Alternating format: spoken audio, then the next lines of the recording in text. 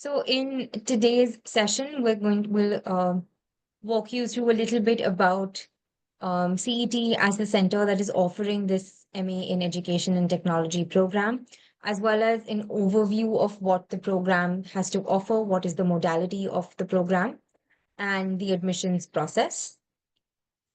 Um,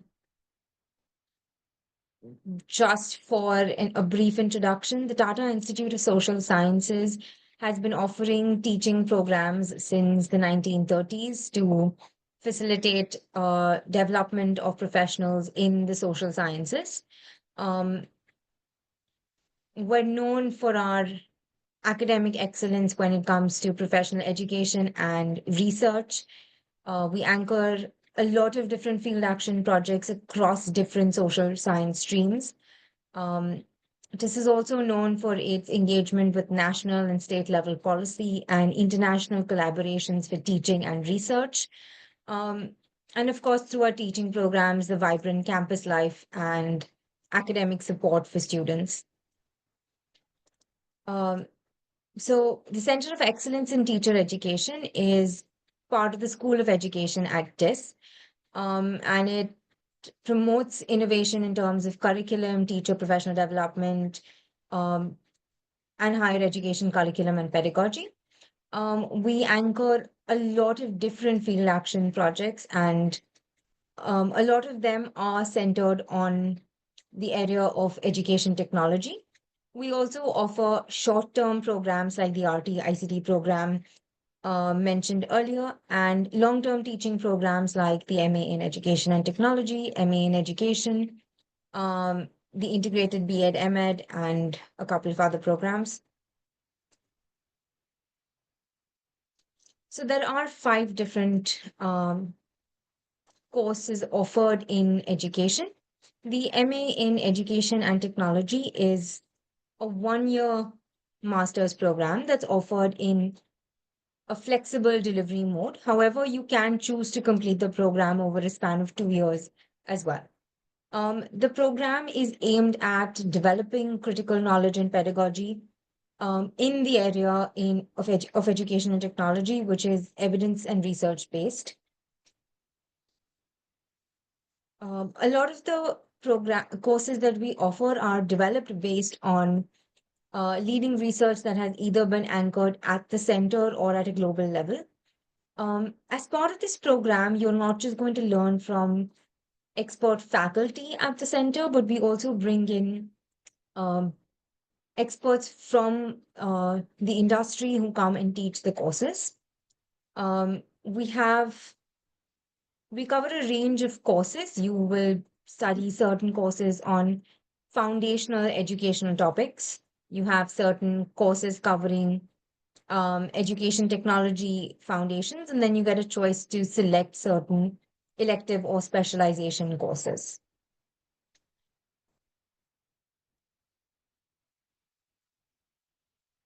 Um,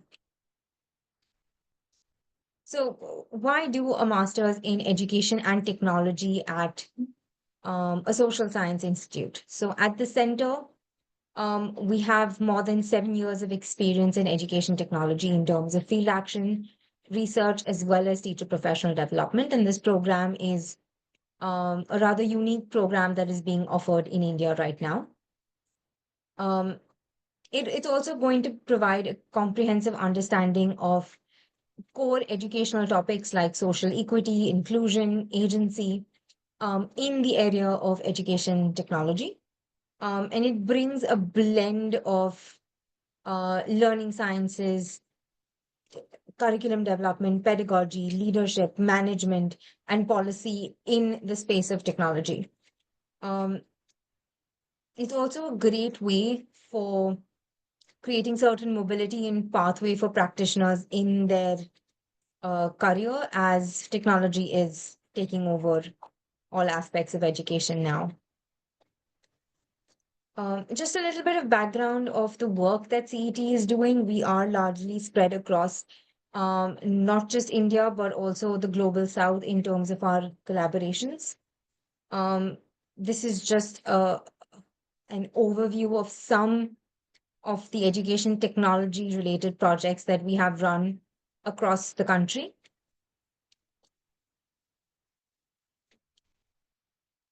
We've also been we have also received a lot of rewards and recognitions over the years for our work in the space of education technology, and our faculty has contributed over 50 academic publications over the years.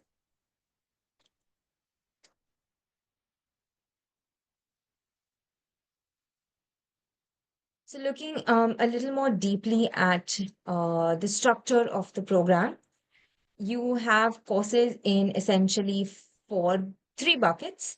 You have education core courses, which brings in the education perspective for anyone not coming with a teaching background. Then we have about 16 credits in the education technology core courses, which gives you an introduction or an insight into a lot of different elements of education technology. For example, you'd go through teaching and learning practices with technology or instructional design, um, giving you sort of a lens into the different perspectives. Then you have certain elective or specialization courses, which help you go more towards your desired uh, path.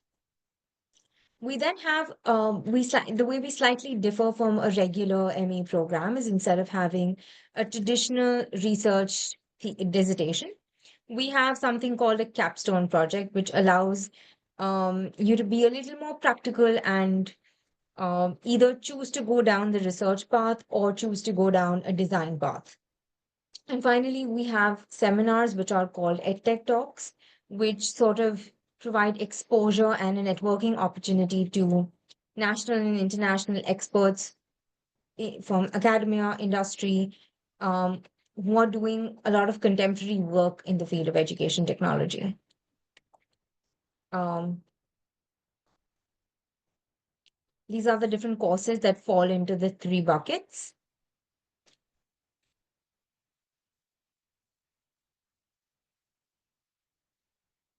We do partner with a lot of leading international universities. We've hosted MIT twice for EdTech Talks. We have collaborations with other leading universities like IIT Bombay, and we have speakers coming from all these universities to deliver the EdTech Talks.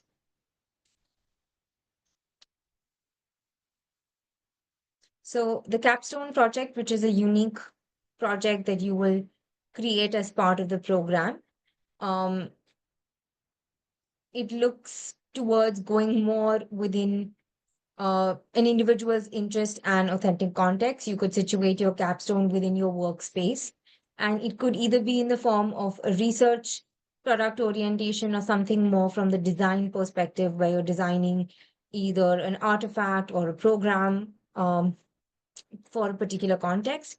And the field sites for this could vary from K-12 to higher ed, um, policy think tanks, or edtech startups. The list is endless. Um, so a frequent question asked is what after the MA in education and technology? So there are a lot of opportunities that are available once you've completed the program. It is, of course, going to benefit anyone who is in the teaching and learning space, wanting to work with education and technology or academic leadership. It's also beneficial for people who want to move into management of education technology products, projects, or even programs. Instructional design is another field that opens up in terms of learning design or curriculum design or content design. Research is also an option post um, the MA in education and technology. You could join an institute as a research associate or even go ahead and pursue your doctoral studies. And of course, it also brings in the entrepreneurial perspectives. Um, so, since this program is offered in the flexible mode, what that means is there is a certain face-to-face component where you will have to come to the TIS campus, which is around 50 days, which will either be spread out over the 1 or 2 years that you choose to complete the program. Um, Apart from these 50 days on campus, we also have activities that are conducted in the offline mode, either synchronously on Zoom or asynchronously through our learning management platforms. But regardless of this, all benefits that are available to other TIS students are available to students of this program as well. So, being a 1 year program, the eligibility criteria is a little different. To be eligible for this program, you require any 4 year undergraduate degree, or if you have a 3 year undergraduate degree and a master's degree.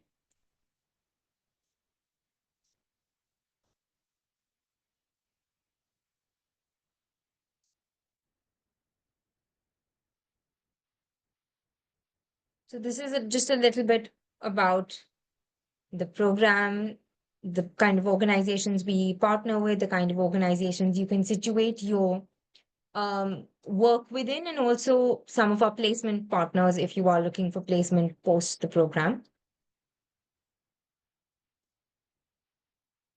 Um,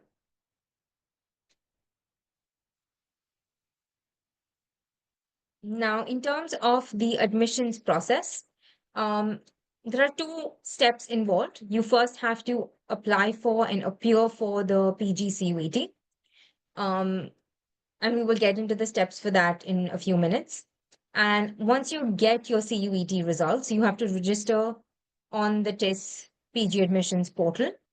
And uh, the merit list will be issued based on your CUET marks. There is no online interview this year, which was a part of the process last year. Um, so some important dates. The last date that you can register for the CUET is the 1st of Feb, which is this Saturday.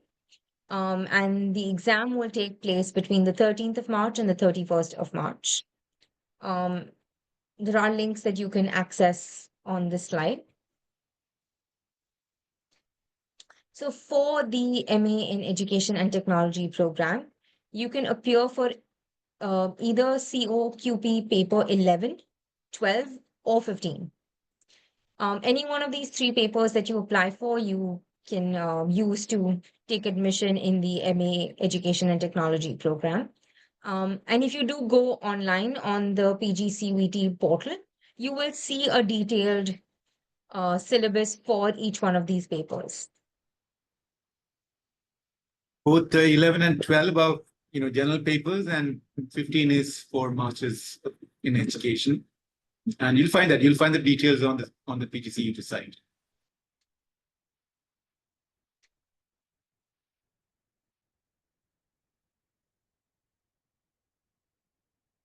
Just a few important links if you wish to know more about any of the programs, or if you would like to contact us for any information.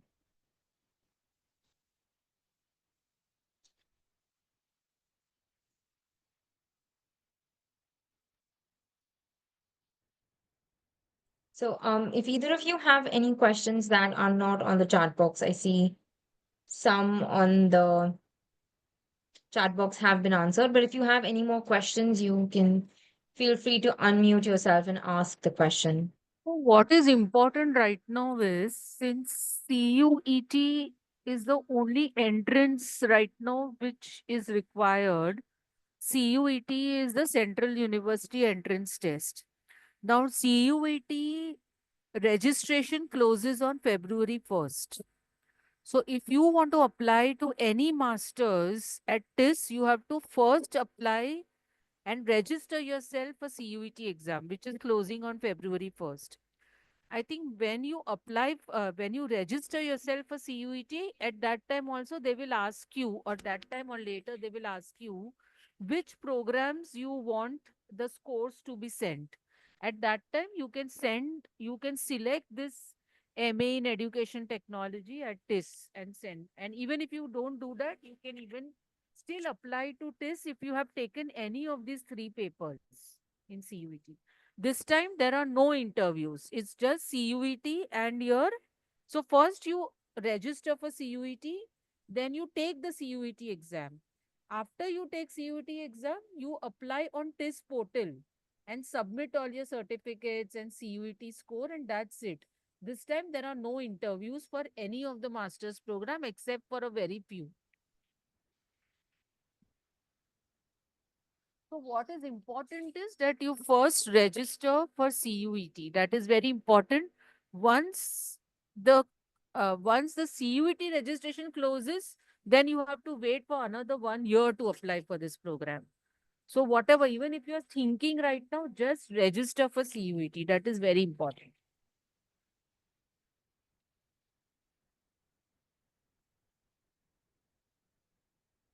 Someone wanted to know more on the syllabus. I think, did we cover the subjects taught? We did, right? Yes. Okay.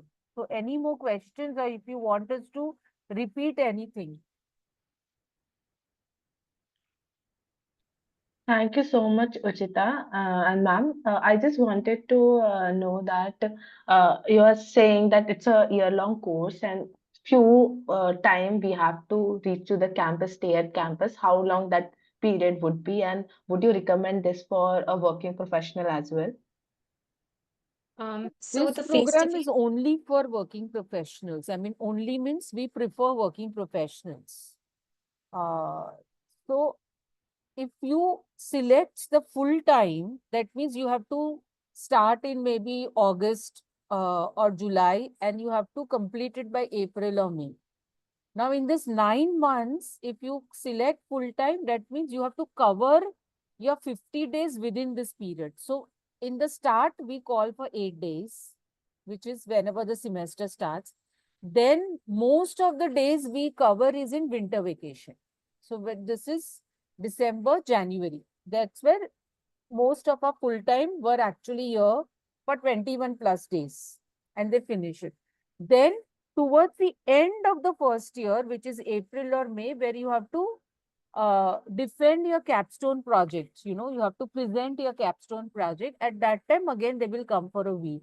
So it's basically distributed between 3 periods, while the major time period is in winter. Now, those who do not want to complete in 1 year but want to complete in 2 years or maybe 2.5 years, then you don't have to complete all 50 days in the first year. You can come for 8 days first, then you can come for 8 more days, and then you can come next year. So, so you will be, if you are taking it for part time, then you will take only few courses. That means few courses you will take next year. So that's how you have to distribute your 50 days in 2 years and not in 1 year. Actually, it's not even 1 year. You start in August and you complete by May. So it's hardly 9 months that you are completing the program. Okay, and how long do we expected to stay on campus in this duration? You mentioned So some 50 days. first time when you join, it's 8 days. Or maybe we start online and then we call you in September, something like that. August or September. Then we call you in December. So December, it will be 3 to 4 weeks. Then again, April, May, it will be 1 or 1.5 weeks. So that's how it will be divided. Understood. Thank you. Sure. Any other questions? Vashali has asked, is it flexible as per the students?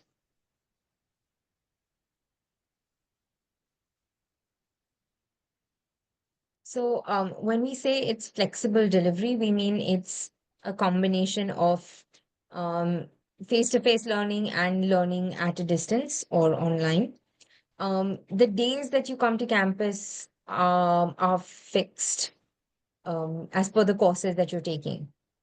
So if you're taking the program in 1 year, you're taking it on a full-time basis, you have to complete the entire thing in the year. But if you're choosing to spread it over 2 years, we, in sort of consultation with the students, decide on your plan of study, which was done at the beginning of the program, and then is followed through the next 2 years. So we try to be as flexible, but for each course that you're taking, you will have to be here on those particular days that it's being offered. Does that answer your question, Vaishali?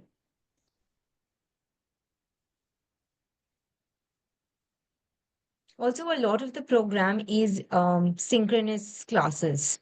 So even though you're probably learning at a distance, we do have evening synchronous classes where the entire cohort will come together with the course faculty and cover a certain syllabus in the form of discussions or activities.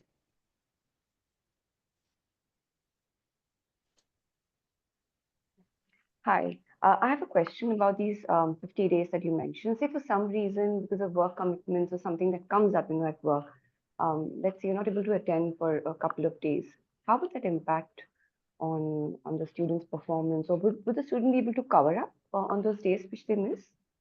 So if you're doing it in the part-time mode, it is possible to cover up in 2 years. However, if you're a full-time student, in order to clear the program, you have to complete your 50 days on campus. All right, great, thanks. And will these dates be communicated well in advance? I mean, ma'am just mentioned that, but then will the exact dates be given to us well in advance? We can plan other commitments around it. Yeah, relatively well in advance. All right, great, thank you. So probably at the start of the It's year, a you'll be month. given a rough idea, Yeah. and then the exact date time schedule is communicated about a month or a month and a half in advance. But when I say rough idea, I say we'll let you know that it's probably in the third week of September that you have to come. The exact date here and there might be by a day or two. Sounds good, thank you. So this is more basically related to space in our hostels. It's not so much because a lot of students want to stay in hostel at this, and hostel basically is available during break time when the other regular students are not there. So that is what we try to adjust. But it all depends. For example, if there is a cohort where hostel is not something, you have someone, so we go by that. This, for example, last year we had students where they did not want hostel. So we had more flexibility in telling them the time in advance, and but this year students wanted hostel. So then we have to actually follow the hostel availability to fix this. But at least we tell you at least 1.5 months before if there are changes. Yeah. Great, thanks a lot. I'm based out of Mumbai, so that should not be a problem. I just wanted to know, because I work, so to Yeah. uh, A arrange lot of things around students that. also take letters from us to submit to their workplaces. Right. Yeah. Okay, great. Thank you.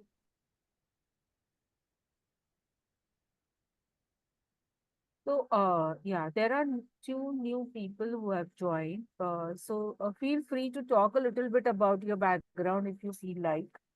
Prerna and Shikha. Yeah. Hi, yeah. So I asked a question earlier. So just to give a brief introduction about myself, my name is Shikha Lodari. I reside in Mumbai. I work as a teaching and training consultant. I have been in this field for about 8 years. I was into marketing and sales, worked there for 15 years, and then took a sabbatical. I have a CELTA. I've been teaching with the British Council as a full-time trainer, then as an hourly paid teacher. I also work with Cambridge language assessments and the APTIS global assessment teams for item generation and writing those test items.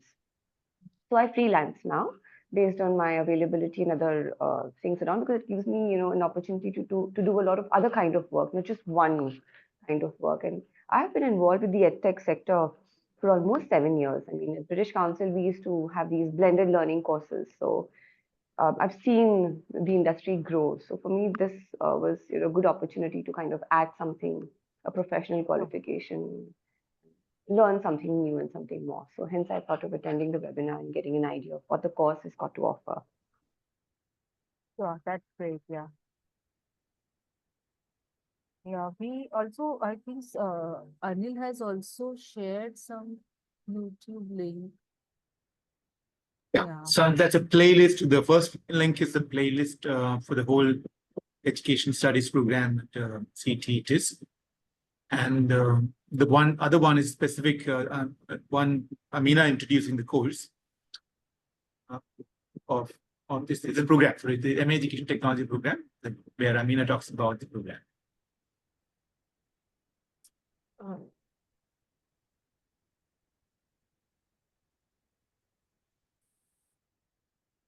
I'm just resharing some contact information since Shikha and Prerna joined later. Yeah, Yes, Yogita? Yogita. Amina ji, I also wanted to know, since you mentioned that based on accommodation facility, but I can see that in our fee structure, there's no accommodation heading as such. So, what do you prefer? Like while staying on hostel, you expect students to pay at that time, or what is the things we are required to do for accommodation? Yeah, so hostel is quite reasonable. The students pay, once they have finished. I think it's some hundred and I don't remember, but it's like within 200 rupees per day is what they pay for hostel. And there is also some dining hall charges that they pay, which is I think around 150. So I think total it's around 350 to 400 rupees per day for staying and pay and dining hall charges. Uh, so that is the most reasonable hostel accommodation that is provided. That's why we have to align our dates with the hostel. So the fees do not include your stay and dining, if that's what you are asking, but it's pretty reasonable on campus. If you get the hostel, then it's pretty reasonable to stay. Understood. Thank you. That helps.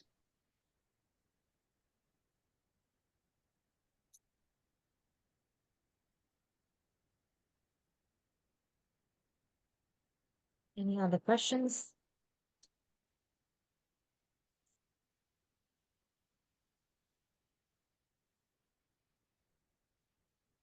Okay, I think you can always write to us if you have more questions. But what is important is not to miss the deadline for CUET registration. Uh, yeah, so I wish you all the best, everyone. And if you have questions, please feel free to write to us.